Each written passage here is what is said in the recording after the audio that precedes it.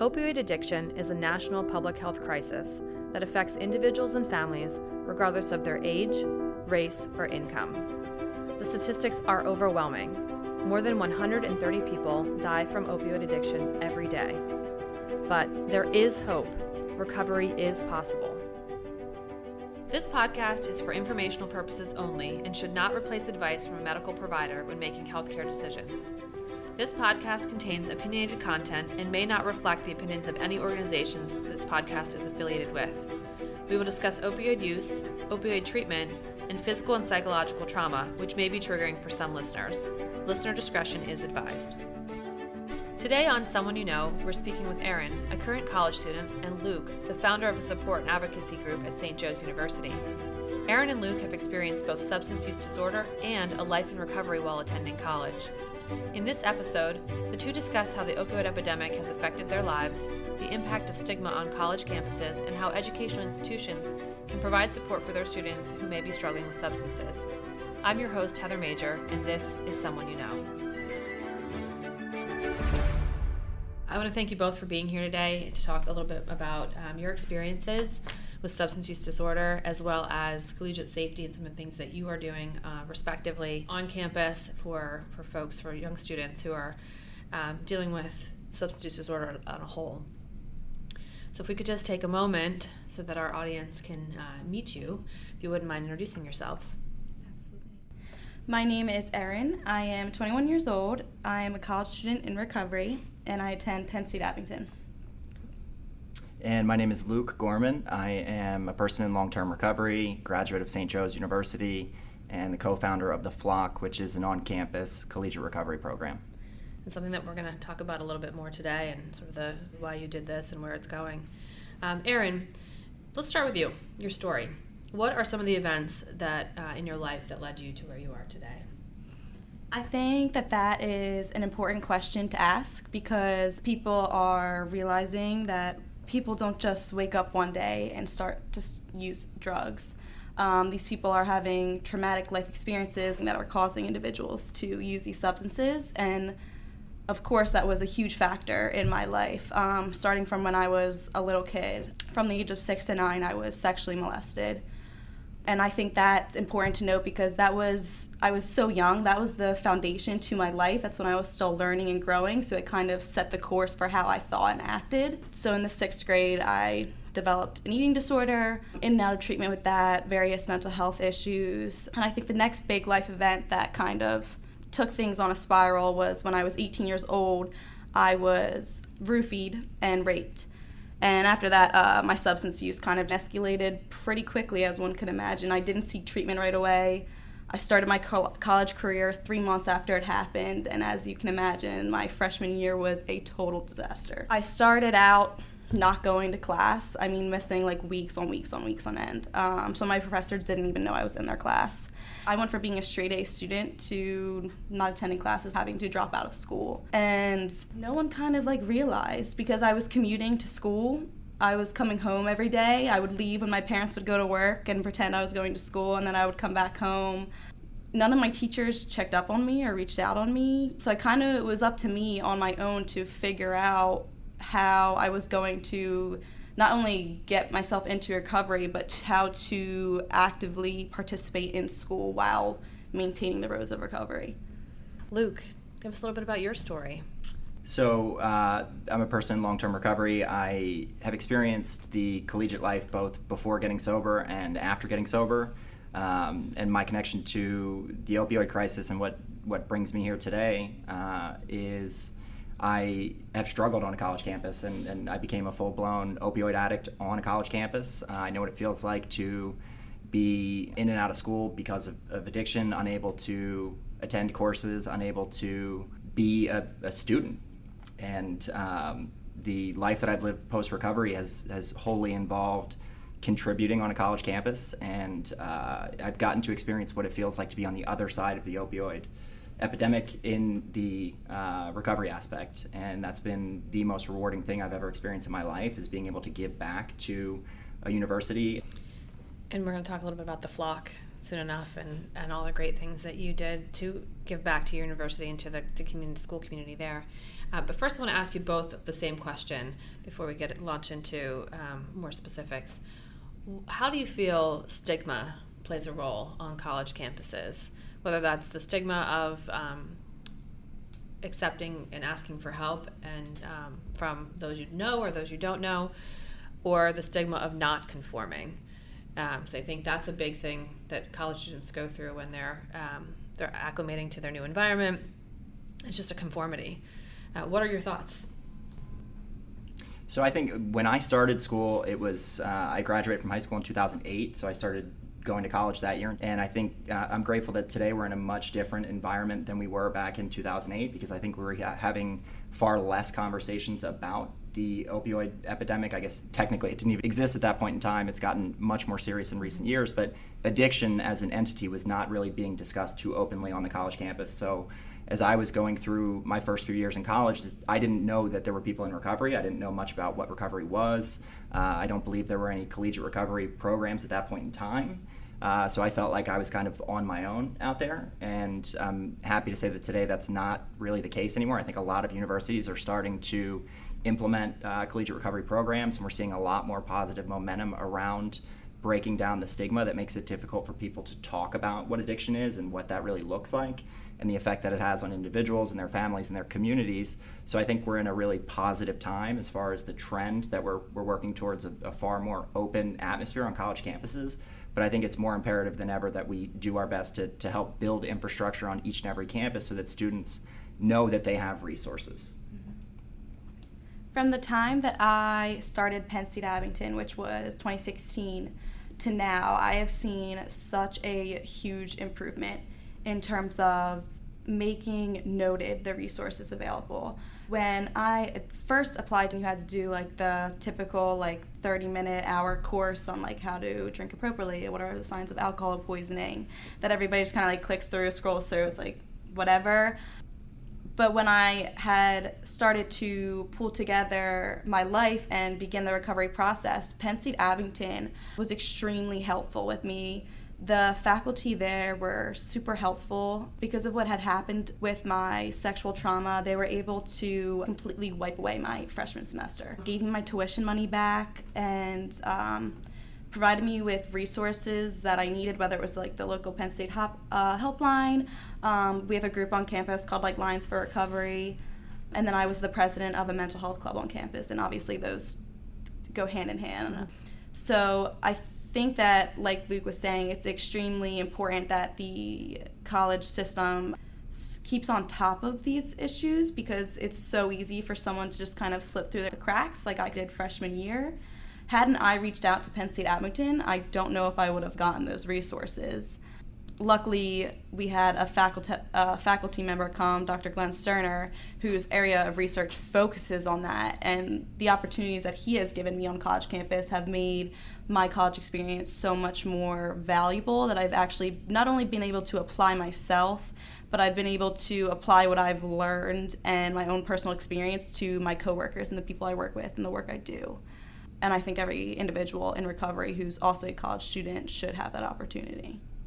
What do you think is going on now that has made a difference? Do you think it's the societal impact of substance use disorder and addiction?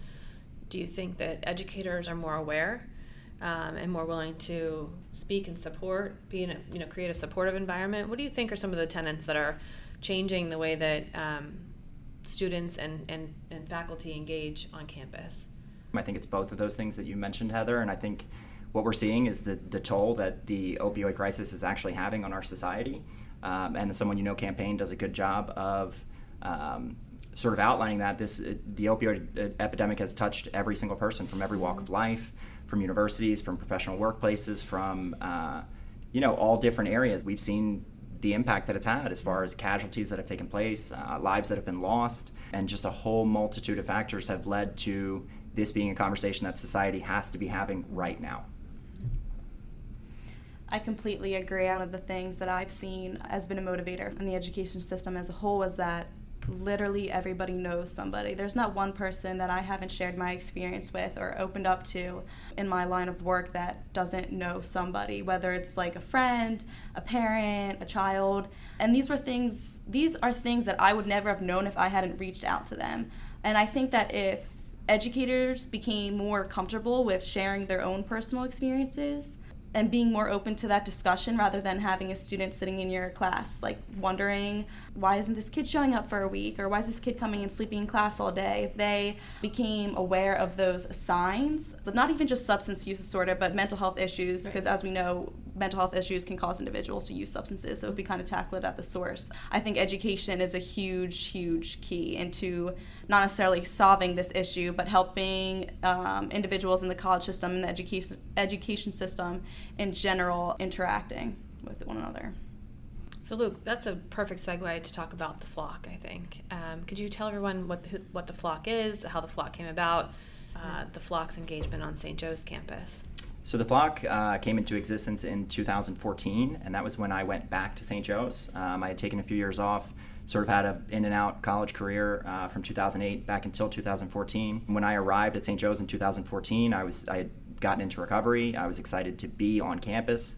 And I met an administrator who was invested in doing this work, and her name is Katie Bean. She's done incredible work at St. Joe's University, and she had sent out an email to a bunch of people on campus. I received that email, and she basically proposed a meeting on campus for people who had any sort of tie to recovery, and it was an open forum kind of thing. I don't think anybody at that point in time knew exactly what would come from it, but I was lucky to get that email. I went to the meeting and met Katie there, met another student who was also in recovery coming back to school just at the same time that I was, and the three of us started to have conversations about what we could do on an individual level and as a group on the college campus to raise awareness. That was the main thing in the beginning, is just to start to talk about what addiction is and how we can educate people about what it might look like or avenues that people might have to get access to treatment. The way that it came about was very grassroots and very organic, and I think it happened because it was supposed to happen, and I was very lucky to have been there at the beginning, and the thing sort of took off from there, and it was an incredible thing to be a part of. I've since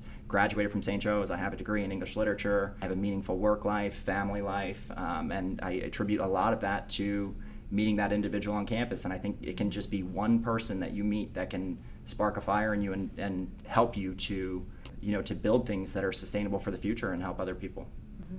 And how involved are you still with the flock? I'm not as involved as I once was. This is an on-campus organization, and it's run by students, which I think is the beauty of it. And I still attend events. We have campus speak-outs for people to share their stories and just talk about what it's like to be a college student who's either been in active addiction or has come into university in recovery. And I know that the flock is striving and prospering, and I'm really happy about that. But I think it's super important for that to be a student-run organization. Mm-hmm. Erin, would you agree? Mm-hmm.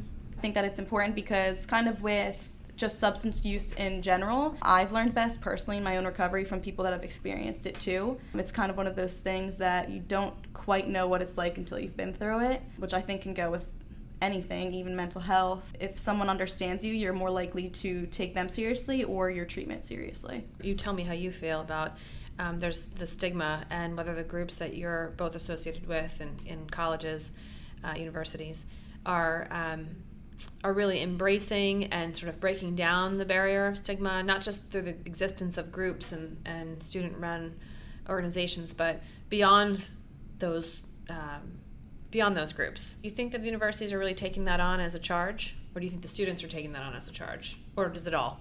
I think it's a partnership between the students and the university, and I think what is happening on college campuses is exactly what's happening here right now, is we're having conversations. Mm-hmm. And I think that's where everything begins, is just starting to have open conversations and realistically discuss what this is and talk about addiction as a disease of the brain. This is not a moral failing, but it starts with having conversations on an individual level and then having conversations on a group level and just raising awareness and meeting people where they are and understanding that people have a lot of different opinions about what addiction is, and it could be due to a lot of different reasons. In terms of stigma with my college experience, I haven't faced too much, surprisingly. If anything, it's more so ignorance, lack of knowledge, lack of education. When I tell my college friends, like, they're asking me to go to the bar, and I'm like, no, I can't go to the bar. And they're like, oh, but you said blah, blah, blah was your problem, not alcohol. And I'm like, doesn't work like that. Like, everything's my problem. And I just kind of take a step back and educate people, because that's all I can do. I can't change someone's opinion. All I can do is offer my knowledge and my personal experience and hope that that helps. We've seen recently with case studies that the power of storytelling is tremendous.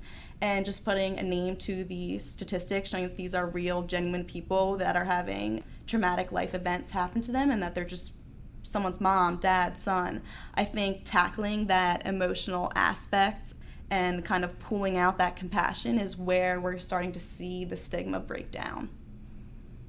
I would have to agree. I know that when we first started looking at the Someone You Know campaign, one of the things we looked into was literature around social stigma and what things can be done, or what things have been studied to address social stigma. And there's not a lot of literature. There wasn't, at least a couple years ago. But the positive thing is that when people can hear something relatable to themselves, they're more likely to at least start thinking differently. I'm encouraged to hear that through both of your experiences, you're seeing change, positive change. How are you both doing today? Today, I am living my best life. I'm doing the best that I ever have been. About a year and a half into my sobriety, I met Dr. Glenn Sterner, and I met him at the perfect time. I was still kind of vulnerable, finding my way, meeting people that I knew I could rely on and support me, and he literally saved my life. I knew what I wanted to do with my life ever since I was in like the 6th grade when I started having my emotional problems, and I knew that I wanted to take what I had been through and help other people who have been through similar things. But I just didn't find or didn't have a platform to do that. And Dr. Sterner gave me that platform. And I still work with him today. He can't get rid of me yet. I work with the Share Your Opioid Story initiative, and we are an online platform for individuals to share their stories. And we have had a tremendous turnout. I'm constantly getting new story submissions. I'm interacting with the people who are submitting them, and I'm going to be graduating this year, heading off to get my doctorate, most likely. I want to be a clinical psychologist. Not most likely, definitely. I am just completely happy. I live in the city with my boyfriend still, Ben, which is in my video. We still have Rambo. Rambo's the dog. Yes, Rambo is the puppy. He's the best. And Luke, how about you? Yeah, I have a life that is rooted in recovery and rooted in family. I have a huge family that most of which live in the Philadelphia area. I have a few relatives up in Boston. But yeah, I recently purchased a home in South Philadelphia, so I'm a new homeowner, also a dog owner. I have a 1-year-old Labradoodle named Kato. He's a sweetheart. It's been a super cool experience for me. And I live a pretty simple life. I have a professional life and a career, which recovery allows me to show up for and be present for. And it's a career that I am passionate about and care a lot about. And recovery is my avocation. This is something that I love to do, and I hope to do for the rest of my life. And yeah, I got a really beautiful, simple life. What's so important about the college setting for both programming and to address stigma? I think what's so important about the college setting is it's a very formative part of an individual's life. I think, especially for somebody who has a substance use disorder, it can be the place where things can spiral out of control, and that's certainly what happened for me. But it can also be a place where you meet people who can change your life. And I think what's important is that people have options on campus and people understand that recovery is a thing, because that's not what I did not understand that the first time that I went to school. And I completely understand that now, and I'm really grateful for that. And I think what we need to do is just continue to raise awareness on the college campus so that people understand that addiction is not a death sentence, that there is life after addiction, and it can be a meaningful life. But I think when you show up to college, it's just a very, very important time in an individual's life when a lot of different things can happen. I think college life is really when an individual starts to find themselves and starts to grow up and realize that, like, this is it. This is, like, where they start to gain their independence. Like what Luke was hinting at, I've had the best of both worlds, where in college my life fell apart, but it also fell together, and all it took was that one person to come into my life during the college year and help me find that. But I think what we need to focus on and start seeing more of is make those resources available and known.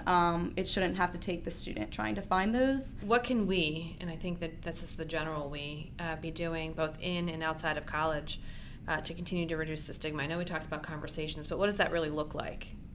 So I think if we're talking about on a campus setting, I think what we need to do is we need to find individuals like myself and like Erin who have a vested interest in building recovery communities on campus and making it possible for people to continue to have these conversations. I think all of us need to be on the lookout for people who can go out and be transformative. So I think each of us has a responsibility, knowing what we know and having been through what we've been through, to identify people and empower them to go out and make changes, because I think this is all about empowerment, and it's all about individuals being active in their community to make change. Mm-hmm. I completely agree. Something I've been trying to tackle is how do I promote or provoke that spark from other individuals. And I think sharing my story has been a huge part of that. It's allowed other individuals to open up to me. I'm willing to take that first step and put myself out there completely vulnerable to anyone. If one person comes up to me and tells me like, oh, I've been through something similar, or like, hey, my mom's really struggling, or my brother's really struggling, and we like form a relationship off that, all it takes is a few people to get together to make some magic happen. And I'm totally for that. I love to start small. I'm constantly looking for people on campus who are willing to be a part of that process. Do you think you'll continue once you leave campus? I mean, you'll go into your clinical profession, but personally, will you continue? Yes, I think so. Even that, if that's just like in as simple as like me going down to Kensington and talking to people and speaking with them about their stories. A couple weeks ago, I went down and I'd shared that I was a person in recovery, and like the one girl was just like blown away, like had no idea, and she was like, you made me feel so much better, like you made me feel that there's hope. And I literally just started to cry, because that's all I want, is to take my personal experience and share it with others so that something meaningful can come out of this, or even if it's just educating my own family or people in my own personal life, because I have people in my personal life that don't get it or don't understand it. It's really just about one person at a time to me. Mm-hmm. Would you agree, Luke? I absolutely agree. And my experience with St. Joe's was so positive that, similar to Erin, they gave me a way to come back to school and to do it without any tarnishment from mistakes that I had made in the past or anything like that. They gave me an honest opportunity to rebuild my life. I'm going to be a Hawk for the rest of my life. I love St. Joe's. I will always be open to having conversations with people about collegiate recovery. Mm-hmm. This is something I care about deeply and love and always want to be involved with. Mm-hmm. You're both a wealth of experience and knowledge, and you know, neither of you are all that old. You're both leaving your mark, which leads me to want to know, what advice would you give for college-age students, or those entering college, or those thinking about college, who are either struggling with themselves, struggling with substance use disorder, a family member, have lost a loved one. You know all of the different scenarios that someone could be faced with, and maybe they're being faced with multiple scenarios at once. I think my advice would have to be that there is hope. There is always hope, that recovery is possible for anybody. I would tell individuals never to be too hard on themselves, because as human beings we struggle, and always be willing to try to get back on your feet. And the most important thing is to ask for help. I was lucky enough to have people who responded when I asked for help, and I think that is the absolute most important thing, is that we have to be willing to ask for help, because when we ask, we find the help that we need. Mm-hmm. My advice to not even someone just who's either going to college but thinking about going to college, because this is something I struggled with, is don't let college be off the table. When I had been thinking about going to college, I was scared to put myself in that environment, knowing what I had been through, and that would be a huge trigger for me. But there are accommodations and there are options out there, like commuting to campus. If you do decide to go to college, like Luke said, if you find yourself struggling, don't be afraid to ask for help. Not to be ashamed of asking for help. Everybody has been through something, mm-hmm. and by sharing our own personal experiences, we're offering hope, and that's how individuals can grow. Take college and recovery at your own pace. I think also what we see on social media is that there's this illusion that in order to have fun you have to consume alcohol or you have to use substances to party, and in my opinion and in my experience, it's a false illusion. You can have a ton of fun in recovery. You know, you don't have to drink to have fun in college, even though, you know, there's a lot of peer pressure that exists on the college campus. There are people out there who want to have fun without being intoxicated and without using substances, and that's something I also did not know the first time around. Yeah, I mean, that misconception was what was holding me back from going to college, just because I didn't want to be the person who was in on a Friday night while everybody else was out partying and drinking, or feeling obligated to drink at a party, rather than having people like, why aren't you drinking, and having to explain myself, rather that peer pressure aspect coming in, like kind of just giving in. But that is absolutely not the case. Even if it's not even like on college like campuses, you can hang out with friends outside of college. I have plenty of friends that will be willing just to listen to me. I've had friends reach out to me saying like, hey, if on a Friday night like you feel alone, like I'll come over and we can just watch a movie. Or enjoying my family. That's something I didn't have a couple years ago, and I have so much fun with them. And I think back to my high school years when I was out every weekend, and I'm like, I should have just been hanging out with my parents. There are people who love and support you and are willing to put down the substances recreationally and have fun with you sober. Luke, do you want to talk a little more about recovery housing on campuses? I think that's something that not a lot of people are aware of. Yeah, I think this is a conversation that we're starting to hear more and more about, and I know St. Joe's has begun to explore possibilities for having student housing on campus, and I think this is just an added layer of security for students who might be worried about coming back into a dorm situation where there's a whole lot of temptation around. And I think, correct me if I'm wrong, but I think Rutgers was one of the first.